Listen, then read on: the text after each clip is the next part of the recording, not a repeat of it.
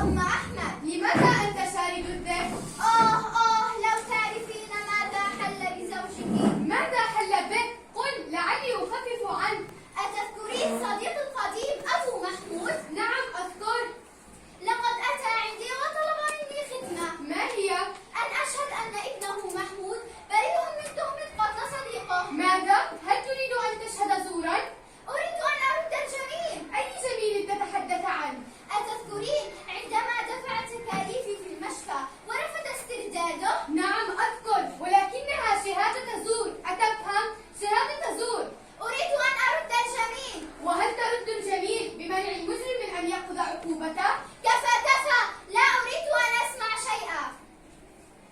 أين الشاهد الأول؟ إنه أنا. أقسم بالله أن تقول الحق. أقسم بالله تعالى. هيا أيها الشاهد تكلم. أقسم بالله تعالى أن أقول الحق. أين كان محمود في تلك الليلة؟ لقد كان عندي محمود وقت وقوع الجريمة. وعلى هذا قررنا نحن القاضي وهيئة المحكمة تم الحكم ببراءة المتهم محمود. فلنحيي الطالبات.